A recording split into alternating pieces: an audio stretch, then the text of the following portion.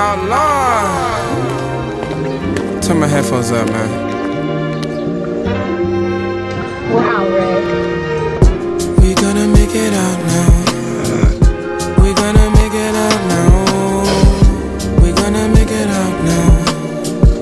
We gonna make it out. Gonna make it out. We gonna make it out now. We gonna make it out now. We gonna make it out now. We gonna make it out. Gonna make it out. I just missed the bus again. How much longer before I win? I don't know how much longer I can take this, man. The pain stings. So I guess y'all want to know my story, right? The origin of JB Dreams. I'm gonna keep it short and simple. It all began senior year, college. Basically, it was around November 2023. I was going through like a rough heartbreak and stuff and decided to focus on music. I was a part of Venomous Entertainment, and they had said, hey, who has the best music, you can perform. Now, you can perform at the pep rally. At this time, we were going to go to the HBCU National Championship in Atlanta. It was FAMU versus Howard. So I was bet. I sent my stuff in the chat. I was like, hey man, I think I got what it takes. Basically, I got a call later saying, Joshua, not gonna say your name for her identity, that was very unprofessional of you. But everybody else was talking their ish, you feel what I'm saying? She says, well, from what I've seen, you don't have experience. And my heart just felt like, it fell in my stomach. I was like, I don't have experience. I performed like 3 concerts that were outside of the school. You guys, no one else from here brings the energy. You guys have seen the energy I have, the planning, the intentionality behind what I do. So my friend at the time, shout out AR98, he devised a plan. He's like, hey man, we just gonna perform anyways. I said, what you mean by that? So picture this. Monday night, we went behind Walmart. We took one of the pallets that they were gonna throw away anyways. That was gonna be my stage.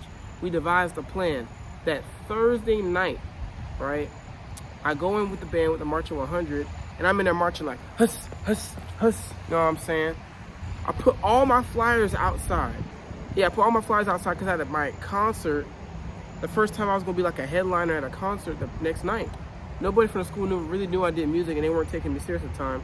I went and did my performance, but I was like, gosh, I gotta leave here to go outside to get ready to perform. So the drum majors, they're like, sit down. I'm like, I got diarrhea. They were like, sit down. I'm like, man, I'm a profile. I went to the bathroom. Guys, and I hid for like, I don't know how long. Turned my jacket inside out.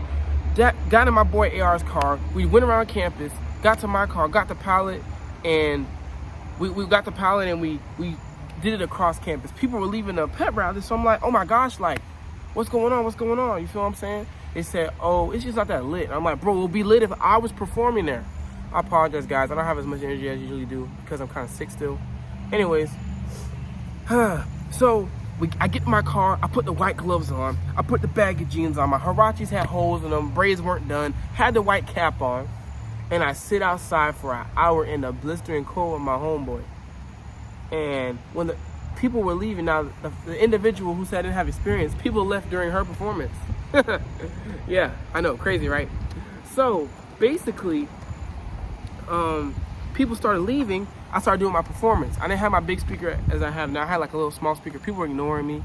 Then the Q Dogs, shout out to them, they started like stepping and barking, and I had to stop. My friend was like, man, bump them, man, keep performing. Like, bro, nah, I saw the vision. They brought all the baddies, all the shorties back, and something in me told me to wait, and then I did my performance, and that was the first time people were rocking with me, you know? And that rang inside of my head. You don't have experience. You don't have what it takes.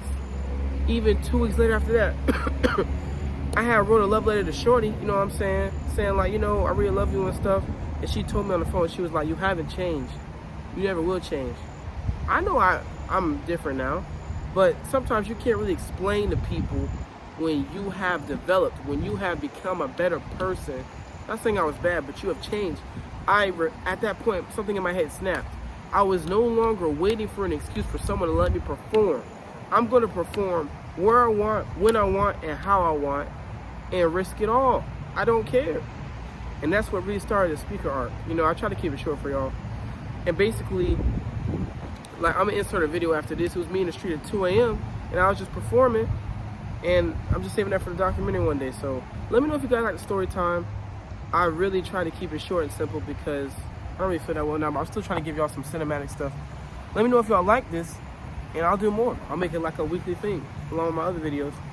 And yeah, JB Dreams out. Dreams only die if you let them. And if y'all get this to like 5 likes, I'll give y'all a part 2 to my origin. All right. I got a hair appointment to go to, so y'all can sit here and enjoy the nice scenery. You feel me?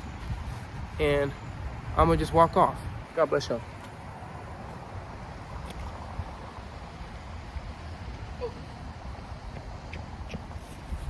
My bad, went the wrong way.